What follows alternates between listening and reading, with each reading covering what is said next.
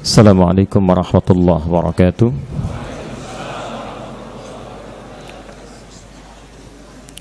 Alhamdulillahi wa kafa. Wassalatu wassalamu ala rasulillahil mustafa wa ala alihi wa sahbihi wa man wafa. Amma ba'd. Fa ya ibadallah, usi nafsi wa iyyakum bitaqwallahi faqad fazal muttaqun. Fala tamutunna illa wa antum muslimun. Faqala ta'ala: Ya ayyuhalladzina amanu taqullaha haqqa tuqatih wa la tamutunna illa wa antum muslimun.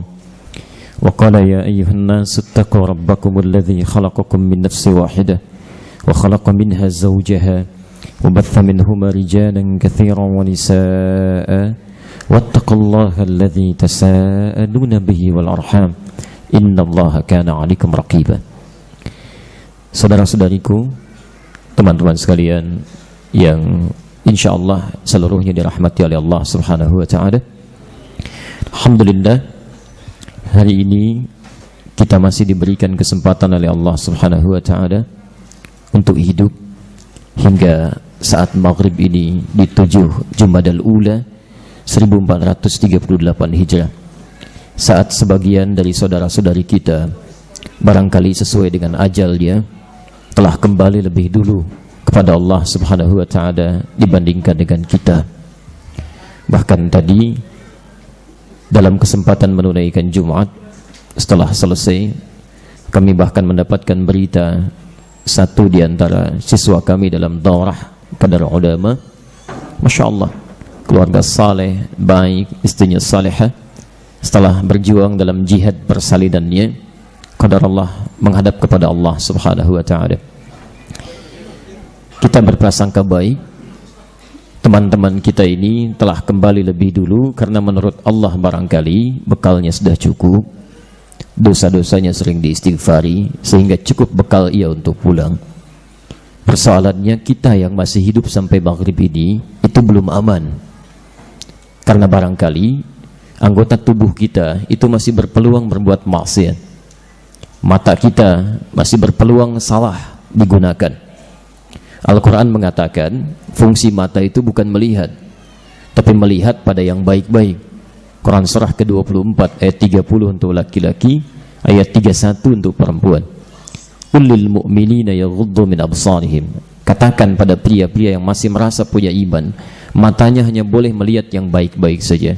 Sampai dengan maghrib ini, berapa kali mata kita digunakan untuk melihat yang tidak baik? Telinga kita hanya boleh dengar yang baik-baik. Karena itu diharamkan bagi telinga kita untuk mendengarkan hal yang tidak baik, ghibah, sum'ah, ghosib. Sampai maghrib ini, berapa kali telinga kita mendengar yang keliru? Mulut kita itu hanya punya dua pilihan dalam beraktivitas. Man kana yu'minu billahi wal yawmil akhir falyaqul khairan aw liyasmut. Siapa yang merasa beriman pada Allah dan hari akhir, cukup katakan yang baik. Kalau tidak bisa, dia diam. Kalau Anda tidak bisa bicara yang baik, seharusnya diam. Sampai malam ini, berapa kali kita melanggar aturan itu dalam lisan kita? Sampai ke kaki kita, aturannya jelas. Quran surah 25 ayat 63 itu. Wa ibadur rahmanil ladzina yamshuna 'alal ardi hauda. Kaki hamba-hamba Allah yang penyayang itu, kalau berjalan pasti tawadhu. Berapa kali kita melangkah merasa pongah dalam kehidupan, merasa yang paling baik, paling angkuh, paling hebat. Dan masalahnya kita masih hidup sampai dengan maghrib ini. Karena itulah kita bermohon pada Allah Subhanahu wa ta'ala, mudah-mudahan maghrib ini kita mendapat bimbingan dari Allah Subhanahu wa ta'ala, sehingga insya Allah bisa lebih baik dibandingkan dengan hari-hari sebelumnya. Dan mudah-mudahan kita diberi kesempatan untuk bertobat kepada Allah, sehingga dengan tobat kita bisa menggugurkan dosa-dosa yang kita perbuat. Saya berpesan di awal kajian ini, memberikan satu wasiat untuk diri kita semua. Jika antum belum mampu berlomba dengan orang saleh meningkatkan kebaikan, setidaknya segera berlomba dengan para pendosa untuk beristighfar dan bertobat kepada Allah Subhanahu wa ta'ala. Alhamdulillah, Allah masih berikan nikmat menunaikan salat maghrib berjamaah di masjid ini. Kita bermohon pada Allah, semoga salat yang telah kita tunaikan diterima oleh Allah Subhanahu wa ta'ala. Teman-teman sekalian, ada satu rahasia besar mengenai keutamaan salat berjamaah di masjid, yang saking pentingnya rahasia ini, dua imam besar dalam bidang hadis, Imam Al-Bukhari dan Imam Muslim, itu menyantumkan dengan redaksi yang sama di dua kitabnya sekaligus. Di Al-Bukhari ada di nomor hadis 279, di hadis Muslim ada di nomor hadis 131. Bahkan Imam An-Nawawi rahimahullah menyantumkan kembali dalam kitabnya Riyadhus Shalihin dari 1896 hadis di dalamnya, beliau cantumkan di nomor hadis yang ke-10 bab yang pertama, posisi paling kiri di pertengahan sedikit ke bawah. Hadisnya dari sahabat Abu Hurairah radhiyallahu taala anhu.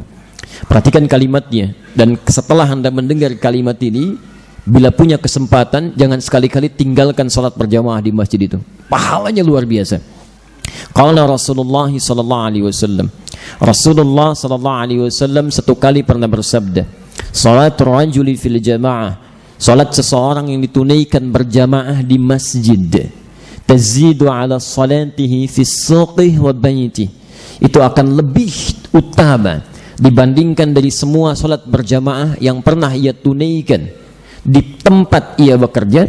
Suq itu tidak harus diartikan pasar ya. Karena sekarang suq diartikan tempat niaga, di kantor-kantor ya. Ini ada teman-teman yang sholat di kantor padahal dekat ke masjid. Anda memilih sholat di kantor dan berjamaah di situ, itu masih kalah sama orang yang baru mau ke masjid. Bukan sholat di masjid, baru mau ke masjid, itu pahalanya sudah mengalahkan orang yang sudah sholat berjamaah di luar masjid. Wa baiti, atau di rumahnya. Anda memilih sholat di rumah sementara dekat dengan masjid misalnya. Anda berjamaah sholat di rumah dengan orang yang baru mau ke masjid, itu pahalanya kalah sama orang yang baru mau ke masjid. Di baru mau berangkat saja, dia sudah mendapatkan bibid'in wa ishrina darajah, lebih daripada 23 derajat. Bid'in itu kalimat dalam bahasa Arab antara 3 sampai 10. Jadi dia mendapatkan pahala, baru mau berangkat sudah dapat pahala 23 sampai 30 derajat. Yang bahkan masjidnya saja jarak 1 ke 2 500 tahun, 2 ke 3 500 tahun, 3 ke 4 500 tahun, 4 ke 5 500 tahun, sampai dengan ujungnya. Dan Masya Allah, itu mengalahkan orang yang sudah sholat, baru mau berangkat sudah dapat pahalanya. Dan bonusnya lagi, kalau Anda bisa kerjakan, ini rahasia yang sangat indah ya, kalau bisa praktekkan itu lebih bagus. Ya, dzalika bi anna ahadakum idza tawaddaa fa ahsana al-wudhu. Yang demikian itu, jika ada di antara kita, kata Nabi, bisa menyempurnakan wudhunya sebelum dia berangkat ke masjid. Jadi kalau Anda bisa mengamalkan amalan tambahan sebelum berangkat, wudhu dulu, bukan wudhu di sekitaran masjid ya. Wudhu di sekitaran masjid sah, boleh, nggak ada masalah. Tapi kalau antum bisa wudhu dari tempat antum tinggal, di rumah, di mes dan sebagainya, thumma atal masjid, kemudian Anda berangkat ke masjid, fa khutta bi kulli khatwatin, maka setiap langkah yang dia mulai itu akan dituliskan oleh Allah yurfa'u biha darajat, sebagai penambah dari derajatnya, diangkat derajatnya. Jadi begitu Anda langkahkan kaki, derajatnya dinaikkan oleh Allah Subhanahu wa taala.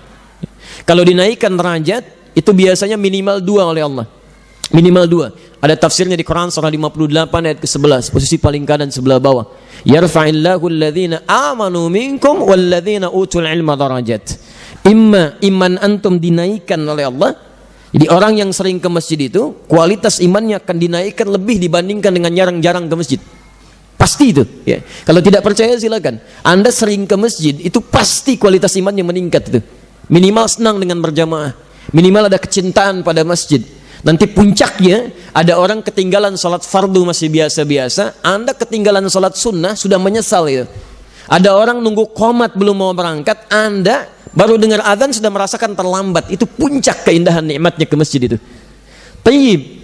Dan selanjutnya, langkah selanjutnya, wa khutta biha, dicatatkan itu sebagai yumha biha sayyiat, untuk menghapuskan kesalahan-kesalahan kecil yang pernah ia kerjakan. Jadi kalau Anda bisa berwudu dari tempat Anda tinggal, Anda melangkah, itu sebelum nyampe masjid, kesalahan-kesalahan yang tidak kita sadari langsung digugurkan oleh Allah Subhanahu wa taala.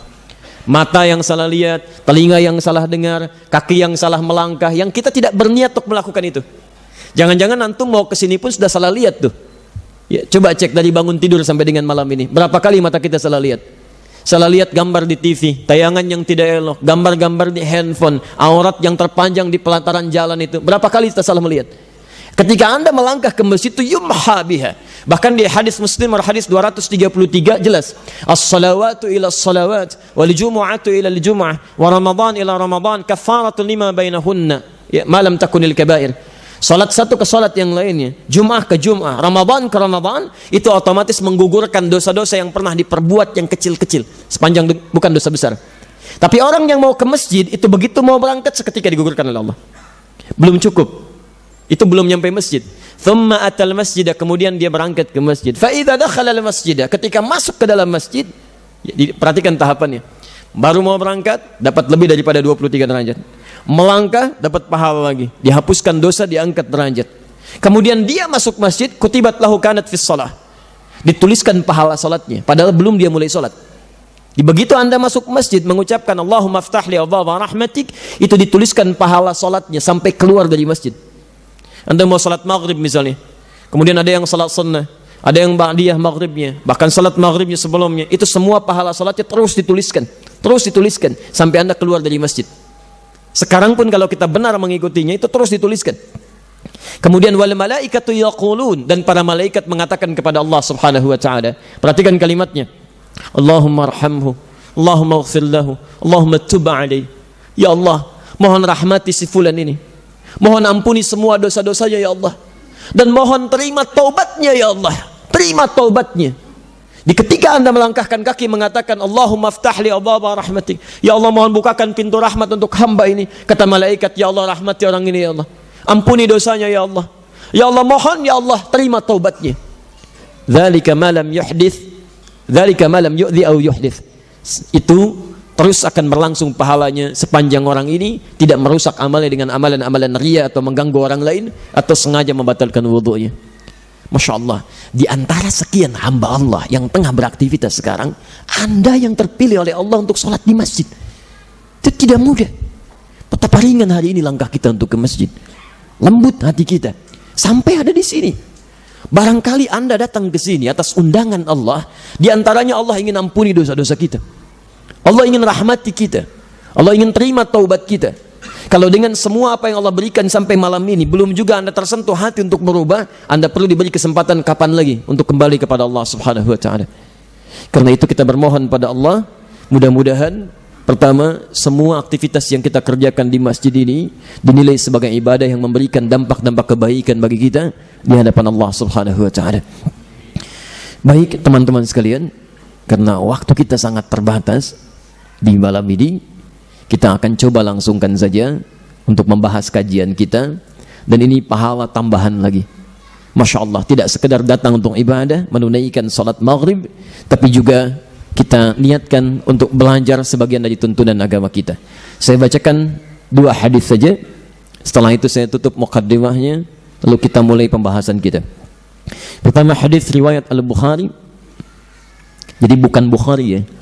Kalau menyebutkan Bukhari pakai al di depannya, Al-Bukhari ya, karena ini bukan nama asli. Nama aslinya Muhammad, punya bapak namanya Ismail, punya kakek namanya Ibrahim, punya kakek buyut namanya Al-Mughirah, yang buyutnya Al-Bardizbah, tinggal di kecamatan Ju'afa, Kabupaten Bukhara, Provinsi Khurasan, negara Uzbekistan sekarang. Nah, kalau ada seseorang dari non-Arab datang ke Arab, dia umumnya akan memperkenalkan dengan nama daerahnya, bukan nama dirinya.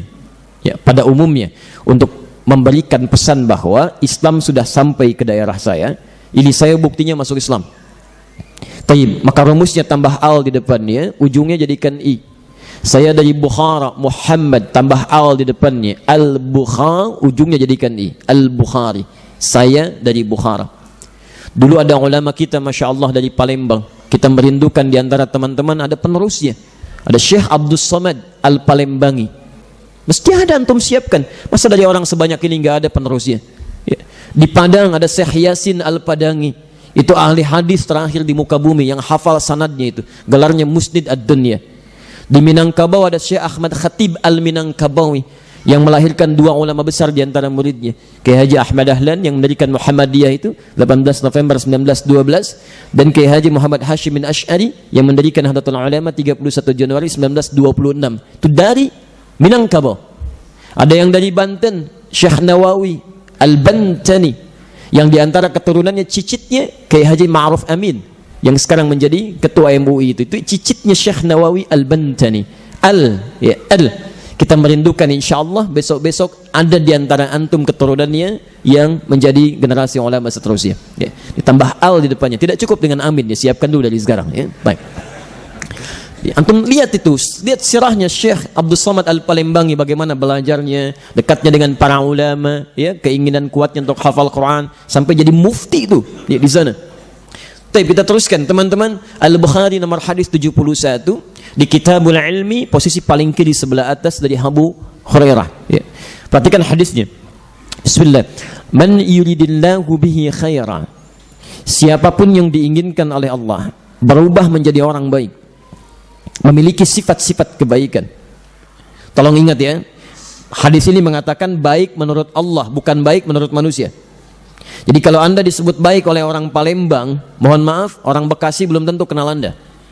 Tapi kalau Allah sudah mengatakan anda baik, semuka langit dan bumi akan mengatakan anda yang terbaik. Man yuridillahu bihi khaira. Siapapun yang diinginkan oleh Allah berubah jadi orang baik, memiliki sifat-sifat kebaikan, maka tanda pertamanya yufaqihu fiddin, akan dilembutkan hatinya, dibimbing ia untuk mulai mau memahami tuntunan agamanya. Jadi mohon izin ya, kalau diantara teman-teman ada mengalami peningkatan materi dunia, itu belum tentu tanda kebaikan menurut Allah. Kalau di masjid ini ada orang baru mendapat promosi jabatan, harta mulai melimpah misalnya, maaf, sementara dalam saat yang bersamaan belum memahami tuntunan agamanya, itu menurut Nabi belum baik dalam pandangan Allah. Sekalipun orang dunia menyebut dia orang baik dan terhormat, menurut Allah belum tentu. Kalau saat yang bersamaan dia belum paham tentang ketentuan agamanya, mana yang harus dikerjakan, mana yang harus ditinggalkan, apa yang harus diikuti, mana yang harus dijauhi. Nah, yang paling menarik, saat seseorang diinginkan oleh Allah jadi baik, ternyata diringankan langkahnya untuk mau belajar tentang tuntunan agamanya. Dan bukan cuma sekedar belajar ya, ingat ini. Kalau anda tergerak ikut pengajian misalnya, tapi sifatnya tidak seperti yang diinginkan di hadis ini, itu pun belum baik. Karena kalimat di sini ya, menunjukkan ta'limnya dengan kata fiqih, yufaqihu, yaitu ta'lim yang memahamkan kita tentang urusan agama kita, lebih paham tentang cara kita salat, cara kita ibadah, cara mendekat kepada Allah. Itu yang diinginkan di hadis ini ya. Dan alhamdulillah di antara sekian banyak orang yang sibuk di malam ini, ternyata kita yang diringankan langkahnya oleh Allah untuk mau memahami tuntunan agama kita di malam ini. Mudah-mudahan ini tanda pertama dari Allah yang menjadikan kita insya Allah termasuk golongan baik dalam pandangan Allah subhanahu wa ta'ala. Yang terakhir di Ibnu Majah nomor hadis 233. Ini tafsir dari Quran surah keempat An-Nisa ayat ke-100, posisi paling kiri sebelah bawah di mushaf ya. Saya harus sampaikan ayat ini karena belum tentu kita hidup sampai besok dia. Perhatikan jaminan Allah pada kita semua malam ini. Lihat kalimatnya. Saya bacakan dulu hadis nabinya. Ibnu Majah nomor hadis 233, riwayat Abu Darda, sahabat Abu Darda radhiyallahu taala anhu. Man salaka tariqa yaltamisu fihi ilman, sahhalallahu lahu tariqan ilal jannah.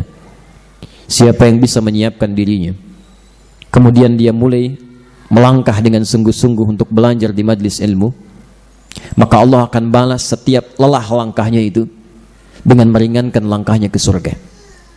Allah akan balas setiap lelah langkahnya itu dengan meringankan langkahnya ke surga. Kenapa hadis ini muncul? Teman-teman sekalian, ini tafsir dari Quran surah keempat ayat ke-100.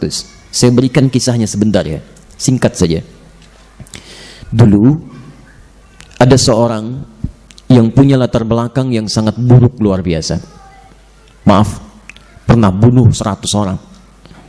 Mabuknya tak terlukiskan. Rampok sana, rampok sini, mabuk, zina, macam-macam. Tapi satu kali ada getaran dalam jiwanya untuk berubah dia. Saya mesti berubah, ada keinginan untuk taubat. Ini menunjukkan bahwa, mohon maaf, siapapun yang pernah hidup di muka bumi sebelum kembali kepada Allah, pasti itu akan diberikan sentuhan oleh Allah untuk kembali pada kebaikan. Fir'aun yang paling jahat saja dikirimkan 2 nabi untuk meluruskan kembali supaya dia jadi baik. Cuman sayang dia tidak mau mengambil petunjuknya. Di setiap orang pasti akan mengalami masa-masa itu. Kalau Anda tengah mengalami peristiwa itu, ada keinginan untuk berubah, cepat ambil. Itu petunjuk Allah pertama. Karena boleh jadi belum tentu kita hidup sampai masa-masa yang akan datang. Orang ini kemudian mengambil petunjuknya, konsultasi dengan seorang syekh. Singkatnya dia katakan, ya syekh, seorang alim, saya pernah bunuh orang 100 orang, pernah berbuat maksiat begini-begini, apakah ada kesempatan untuk taubat? Kata syekh ini, wallahi, engkau ini jadi begini bukan karena engkau bukan orang baik, tapi lingkungan kamu membuat kamu menjadi seperti ini. Tinggalkan lingkungan ini, pergi ke majlis di sana, belajar dengan syekh di sana. Anda belajar ke sana, berangkat. Allahu Akbar. Orang ini ikuti sarannya.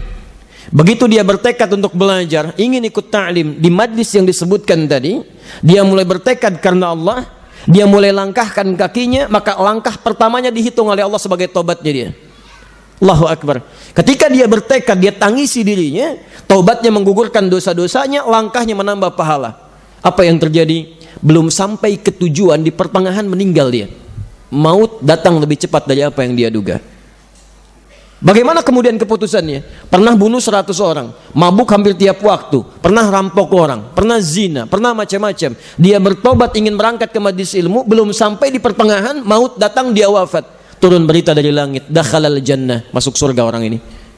Bahkan turun ayat Quran di sini untuk mengisyaratkan. Quran surah keempat ayat 100 di bagian pertengahan sampai akhirnya. Wa may yakhruj min baitihi muhajiran ilallahi wa rasuli thumma yudrikul maut faqad waqa'a ajruhu 'ala Allah. Siapa yang bertekad berubah untuk lebih dekat dengan Allah dan Rasulnya, walaupun dia baru keluar rumahnya, kemudian dia berangkat kata Allah, lalu maut datang lebih cepat dari apa yang dia duga, faqad waqa'a ajruhu 'ala Allah. Kata Allah, ini langsung Allah memberikan statement, pahalanya sudah dituliskan di sisi Allah Subhanahu wa taala. Teman-teman, ada orang bunuh 100 orang, mabuk tiap waktu, pernah zina, pernah pukul orang, pernah rampok orang, mau berangkat ke majlis ta'lim, belum sampai meninggal masuk surga. Antum ada yang pernah bunuh 100 orang di sini? Belum pernah bunuh orang, mabuk tidak seperti yang tadi, kalaupun ada yang pernah melakukan. Masya Allah, tidak pernah berzina, jauh dari yang tadi dilukiskan, dan Anda sudah sampai ke majlis ilmu sekarang. Masa nggak bisa masuk surga? Karena itu ini anugerah ya. Karena itu ini anugerah. Nah, bagaimana kemudian menjadikan ta'lim ini lebih baik? Mumpung kita sudah berada di dalamnya, maka ikuti kaidah-kaidah Nabi. Di antaranya siapkan diri kita untuk fokus pada apa yang dipelajari. Ya, saya bermohon pada Allah Subhanahu wa taala, mudah-mudahan siapapun yang belajar di malam ini, kita tidak tahu kapan ajal kita tiba. Mungkin saat kita keluar tiba-tiba selesai kehidupan kita. Semoga dosa-dosa kita diampuni oleh Allah Subhanahu wa taala. Paling enak ya, begitu selesai sholat isya, selesai ta'lim dilanjutkan, jam 9 keluar, tiba-tiba malaikat maut datang ya. Yuk pulang gitu ya. Masya Allah, selesai, dosa diampuni, amalan ada, masuk surga. Mau begitu? Nanti ya, insya Allah, sebentar lagi, kan baru mulai kita, tenang aja insya Allah ya. Tapi kita nggak bisa milih itu ya. Yuk kita mulai supaya tidak terlampau lama mukaddimahnya. Kita cuma sampai jam 9 nih waktunya. Teman-teman, tema kita malam ini kurang lebih menyiapkan keluarga meniti surga. Singkatnya, bagaimana kita semua sekeluarga bisa masuk ke dalam surga ya, apa yang harus kita siapkan dan bagaimana kemudian kita bisa mencapai itu semua. Menyiapkan keluarga meniti surga. Hukum kehidupan mengatakan setiap tempat yang diinginkan untuk dimasuki, maka menuntut kita untuk mengikuti setiap aturannya. Antum mau masuk ke komplek pusri, nggak bisa bawa aturan antum sendiri. Di sini ada aturan, ada tata tertib yang nggak boleh dilanggar. Antum keluar dari aturannya, nggak bisa masuk ke sini. Jadi kalau hukum dunia saja punya aturan, maka hukum Allah di akhirat pun punya aturan yang harus kita ikuti. Keluar dari sini, mohon maaf, belum tentu kita sampai pada tujuan. Karena itulah ketika kita mengharapkan masuk ke dalam surga, dan malam ini bukan cuma sendirian ya, awas, surga terlalu luas untuk kita sendirian. Malam ini ketika kita punya harapan satu keluarga besar masuk surga, dari mulai orang tuanya sampai keturunan paling akhirnya, bagaimana kemudian kita mengikuti aturan-aturan Allahnya sampai masuk ke dalamnya. Itu yang coba kita akan turunkan dalam materi kita dan insya Allah kita kaji sampai memahami inti materinya. Nah, saya mohon izin, nanti akan lebih banyak berdiri. Saya turunkan dulu dalil-dalilnya dalam Al-Quran, kemudian nanti hadisnya, lalu setelah itu kita dengar pendapat para ulama dan kita coba bahas uraian kajiannya. Sepakat sampai sini? Baik, ya. Bismillah. Ini agak kurang peka ya tadi. Saya pegang ini dulu. Bismillah. Sebentar, saya berikan ilmu sebentar ya, yang dititipkan pada kami oleh para ulama. Kalau kita ingin belajar agama dengan baik, pengetahuan tentang syariat kita, Nabi sudah memberikan rumus. Rumus ini disebutkan oleh Imam Muslim dalam kitab beliau Syarah Sahih Muslim. Saya mau tulis sebentar. Kelihatan insyaallah? Belum saya tulis ya. Bisa kelihatan. Antum kenapa malam ini agak aneh? Sahih Muslim ya. Syarah Imam An-Nawawi, antum cari ada 9 jilid ya. Saya suka ditanya, Ustaz, di kitab mana antum lihat ya? Coba saya tunjukkan koleksi kitab kita supaya agak sesuai. Ada 9 jilid ini yang Syarah An-Nawawi. Antum cari jilid pertama, halaman 119, posisi paling kiri sebelah atas, bab yang keempat, hadis nomor 6. Kalau mau mirip, kitabnya cetakan Darul Hadis, terbitan tahun 2002, warnanya biru dongker ya. Saya dulu beli di Husainiyah tanggal 26 Juli tahun 2006, harganya masih 450.000 kalau dikonversi. Taib, perhatikan rumusnya. Babul isnadi minad-din. Babul isnad minad-din. Bab belajar agama yang bersumber langsung pada sumber utamanya. Babul isnad. Isnad itu dari kata sanad ya. Sanad itu riwayat yang sampai pada sumber asalnya. Misal kalau dalam hadis, Imam Al-Bukhari menyampaikan hadis. Al-Bukhari kan belum pernah ketemu Nabi, masanya jauh. Bagaimana beliau bisa mengambil hadis dari Nabi? Ditelusuri dari Al-Bukhari, kemudian terus sampai ke Nabi. Itu disebut dengan sanad namanya. Kalau kita belajar sesuatu sesuai dengan prinsip sanad ini, ditelusuri sampai sumber asalnya ke Nabi, itu caranya disebut dengan isnad. Nah, ini ada pesan dari Nabi, dirangkum oleh Imam Muslim. Kata Imam Muslim, babul isnad, bab belajar yang mengurutkan sampai ke sumber asalnya itu, sampai ke Nabi, itu minad-din, termasuk yang penting dalam urusan agama. Min di sini tabaid, yang berarti bagian dari agama. Jadi sama pentingnya dengan proses ibadahnya. Misal ada perintah di Quran tentang solat misalnya kan, Quran surah kedua Al-Baqarah ayat 43, posisi paling kanan di pertengahan. Wa aqimus shalah, dan tunaikan oleh kalian solat. Ada perintah solat. Bagaimana cara kita solat? Kan mesti belajar dulu kan? Gak mungkin anda tiba-tiba langsung solat, mesti belajar. Nah, saat kita akan belajar, pesan nabinya, pelajari cara solat itu sampai terhubung kepada Nabi Sallallahu Alaihi Wasallam. Sebab kalau anda cuma belajarnya asal-asalan, jangankan yang salah belajarnya, itu bisa berdampak pada salahnya praktek solat. Anda salah belajar, solat anda bisa keliru. Saya beri contoh satu ya. Ini bukan di masa kita, langsung di masa Nabi. Ada di Al-Bukhari, nomor hadis 751, 757. Redaksi yang sama di hadis Muslim nomor hadis 397. Babnya babul musifis salah, bab tentang orang yang bermasalah salatnya. Ja'a rajulun ila Nabi sallallahu alaihi wasallam. Datang seorang lelaki pada Nabi sallallahu alaihi wasallam, namanya Khalad Az-Zuraiqi. Fadakhala ila al-Masjid Nabawi. Kemudian dia masuk ke Masjid Nabi. Fa shalla bi jambin Nabi sallallahu alaihi wasallam. Kemudian salat di samping Nabi sallallahu alaihi wasallam. Salat dari mulai takbir sampai dengan salam. Hidup di zaman Nabi, melihat Nabi, salat di masjid Nabi, di samping Nabi. Ketika selesai salatnya, falamma sallama yaminan wa syamala, salam ke kanan dan ke kiri, qala lahu an-nabiy sallallahu alaihi wasallam. Nabi sallallahu alaihi wasallam langsung berkata pada orang ini, "Shalli fa innaka lam tusalli." Anda salat lagi karena Anda belum salat. Padahal sudah salam. Fa'ada salatahu 3 marat, maka dia mengulang kembali salatnya sampai 3 kali. Faqala lahu an-nabiy sallallahu alaihi wasallam mithla ma kana. Maka Nabi sallallahu alaihi wasallam tetap mengulang kalimat serupa. Anda salat lagi karena Anda belum salat, kata Nabi. Sampai dia berkata, ya Rasulullah, ma uhsinu ghairah. Ya Rasulullah, saya nggak bisa lebih baik lagi daripada ini. Fa'allimni, tolong ajarkan saya. Jadi orang ini sholat, tapi cara sholatnya tidak seperti yang diajarkan oleh Nabi.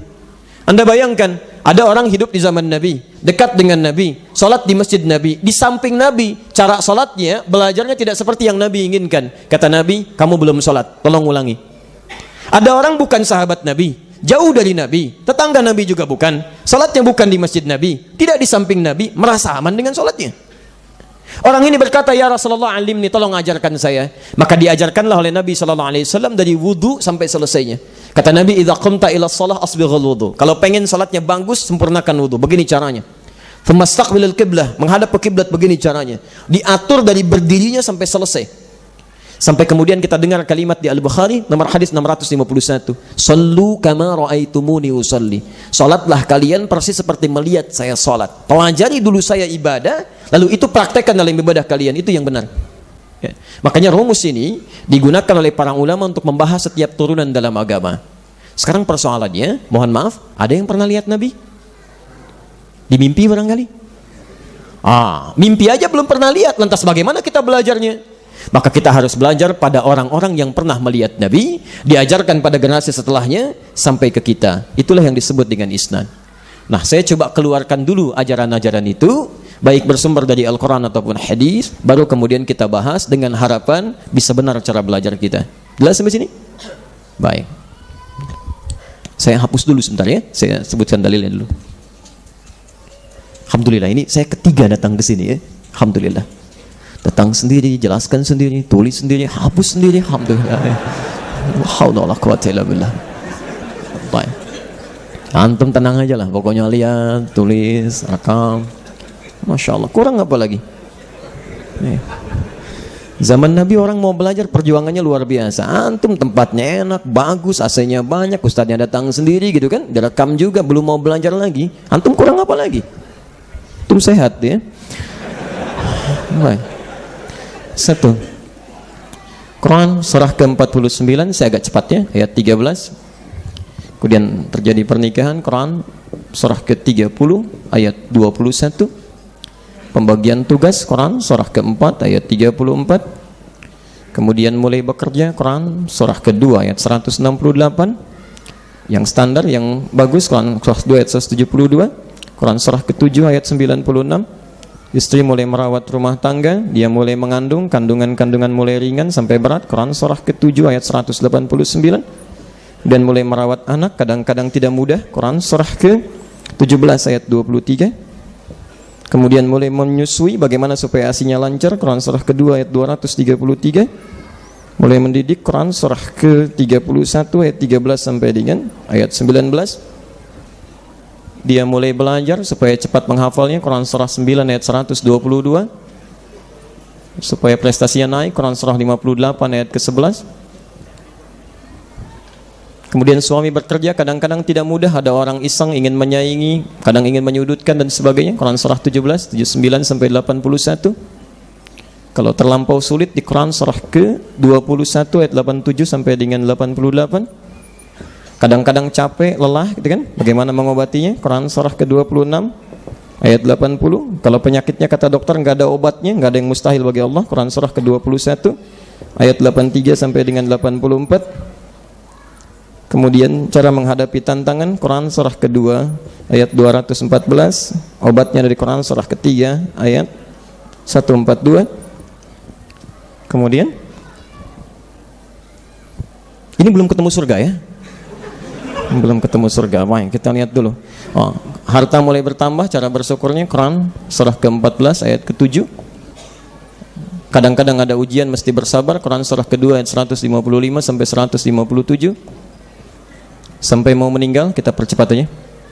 18, usia 40 tahun, orang tua masih ada, Quran surah ke-46 ayat 15. 19, cara menyiapkan ajal, Quran surah ketiga ayat 185. 20, cara untuk meninggal yang baik, Quran surah ke-89 ayat 27 sampai dengan 30. Mendapatkan kenikmatan kubur, Quran surah ke-3 ayat 169 sampai 171.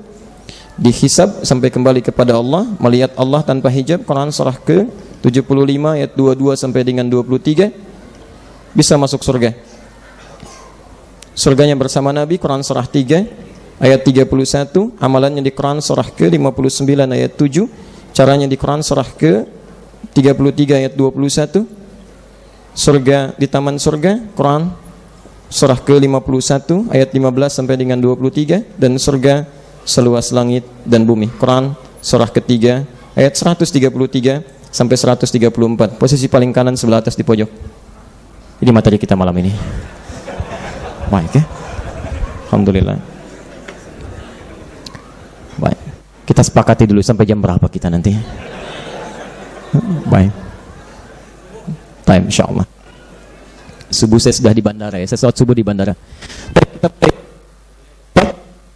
Bismillahirrahmanirrahim. Menyiapkan keluarga meniti surga. Ada dua pembahasan di sini. Pertama, bagaimana menyiapkan keluarga. Aturan Al-Quran dengan hadis, cara menyiapkan keluarga sesuai petunjuk Allah. Baru pembahasan kedua nanti kita bahas untuk meniti surganya, dan surga mana yang diinginkan. Karena di Quran nanti ada 4 tingkatan surga ya, yang harus kita siapkan dan berbeda dalam kita menyiapkannya. Ya, kita mulai bahasan yang pertama. Sudah dihafal insyaallah? Baik, Quran surah ke-49 ayat 13. Saya agak cepat, mohon nanti berikan isyarat kalau sudah mendekat ke Isya. Boleh izin hapus sebelah sana? Baik, alhamdulillah. Alhamdulillah ya Allah. Baik, alhamdulillah, quwwata illa billah. Baik, cukup sampai situ dulu. Jazakallahu khair. Quran surah 49 ayat 13. Kita lihat ayatnya. Aturan pertama, menyiapkan keluarga. Kita mulai dari awal. Bismillah. Ya ayyuhan nas, hei manusia. Disebutkan dengan nama nas terulang 241 kali dalam Al-Quran. Fokus ya, saya agak sedikit cepat. Manusia disebutkan setidaknya dengan 5 nama di Quran. Kadang disebut dengan bashar, nama pertamanya disebutkan 35 kali dalam Al-Quran, bentuk tunggalnya. Ya, wa idz qala rabbuka lil malaikati inni khaliqun bashar, Quran surah 15 ayat ke-28. Kadang disebutkan dengan ins, bersanding dengan jin, 18 kali disebutkan di Quran. Ya ma'syarul jinni wal ins, wa ma khalaqtul jinna wal. Kadang disebutkan dengan insan, 65 kali disebutkan di Quran, di 63 ayat 43 surah. Maka ada surahnya surah ke-76. Hal ata 'alal insani hinun minad dahr. Ar-Rahman 'allamal Qur'an khalaqal insan. Tayyib, kadang disebutkan dengan Bani Adam atau dzurriyyah Adam, 7 kali disebutkan di Quran. Quran surah 7 ayat 31 misal, ya Bani Adam khudhu zinatakum 'inda kulli masjid. Dan kadang disebut dengan An-Nas, 241 kali dalam Al-Quran disebutkan. Poinnya, kalau disebutkan dengan kalimat nas, itu mencakup pada semua manusia tanpa kecuali. Jadi Allah tawarkan aturan nih. Aturan pertama, jika ada seseorang berkeluarga ingin baik plus masuk ke dalam surga, maka Allah buka kesempatan bagi seluruh manusia untuk mengikuti hukumnya ya. Jadi ini sifat keadilan Allah ya, seakan-akan ingin menyampaikan kepada kita bahwa Allah tidak menginginkan hambanya saat pulang ada yang ke neraka, semua diinginkan masuk surga. Makanya kata Nabi, semua umatku akan masuk surga kecuali yang gak pengen, illa man aba. Jadi kalau ada yang keluar dari surga kemudian masuk ke dalam neraka, maaf, itu bukan Allah gak pengen masukin, orang yang gak mau masuk ke surga. Allah sudah tawarkan, kasih aturannya, cuman dia tidak mau mengikuti. Jadi kalimat pembuka dalam Al-Quran menyebutkan dengan kalimat nas, menunjukkan sifat keadilan Allah bahwa memberi kesempatan yang sama pada setiap manusia. Cuma nanti adakah orang yang mau mengambilnya atau tidak sama sekali. Makanya tolong catat kalimat ini ya. Persoalan hidayah pun banyak orang keliru. Hidayah itu diberikan oleh Allah pada semua makhluk. Tidak ada manusia yang tidak dapat hidayah. Quran surah ke-29 ayat 69, ayat terakhir. Walladzina jahadu fina lanahdiyannahum subulana. Konsep hidayah itu diberikan oleh Allah pada seluruh makhluk. Hanya persoalannya ada orang ketika diberikan dia nggak mau ngambil, bukan nggak dikasih. Sifat hidayah itu walladzina jahadu fina, orang-orang yang mau mengambil serius, mengambil petunjuk kami, lanahdiyannahum subulana, kami akan tunjukkan jalan kami. Bukankah azan bagian dari hidayah? Allahu Akbar, Allahu Akbar, diperkenalkan syahadat di situ, nama Allah. Apakah setiap orang yang mendengar adzan mau mengambil petunjuknya? Belum tentu. Tapi tidak sedikit orang mendengar adzan bisa masuk Islam. Jangankan yang belum masuk Islam, yang sudah masuk Islam dengar adzan sampai komat belum mau salat juga. Bukan karena nggak diberikan, diperdengarkan, cuman dia nggak mau ngambil. Nah, ini ada tawaran berlaku bagi seluruh umat manusia. Allah menginginkan semua rumah tangga manusia baik sampai masuk ke dalam surga, kecuali yang nggak pengen. Jelas di sini? Baik. Ya ayyuhan nasu. Baik, aturan pertama. Awas, fokus ya. Anda gagal sedikit saja, agak rumit meniti surganya. Inna khalaqnakum min dzakarin wa untha. Aturan pertama. Kami ciptakan kalian manusia yang ingin berkeluarga dengan pasangannya yang telah kami tetapkan. Dzakar, laki-laki, wa untha, perempuan. Aturan pertama dalam Al-Quran, orang yang ingin berkeluarga mendapatkan ridha Allah, maka awas, hati-hati. Aturan pertamanya, dia mesti mencari pasangan yang sesuai. Laki-laki, perempuan.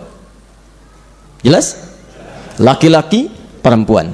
Bahkan konsep ini tidak hanya untuk manusia, semua makhluk. Quran surah ke-51 ayat 49. Wa min kulli syai'in khalaqna az-zawjaini la'allakum tadhakkarun. Semua selain Allah diciptakan berpasangan untuk kita sadar, untuk membedakan antara Allah dengan makhluk.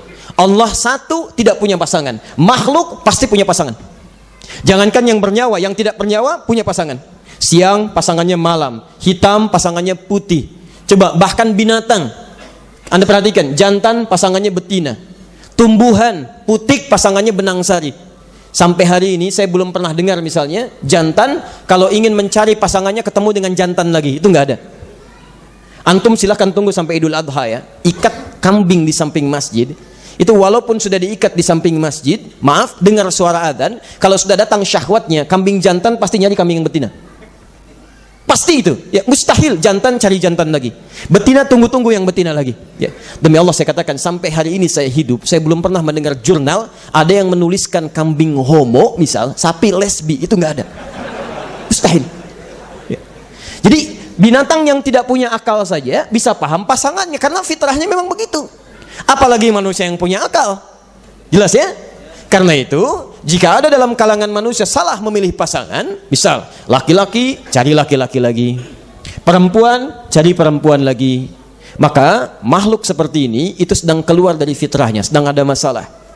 Maka keluar dari aturan yang pertama. Ya, jelas di sini? Tayyib. Aturan yang pertama. Ya. Karena itu mohon maaf ketika Adam diciptakan kan pasangannya perempuan, Hawa. Allah tidak menciptakan Adam dengan Adang misalnya kan, Adam dengan Hawa, laki-laki perempuan, dan jadilah kita. Ya. Baik, kita teruskan. Di aturan pertama jangan menyimpang, laki-laki pasangannya perempuan. Jadi kalau kita temukan di lingkungan kita ada pasangan sejenis, itu bukan pasangan. Dan salah sebetulnya menyebutkan pasangan sejenis, karena pasangan itu beda jenis.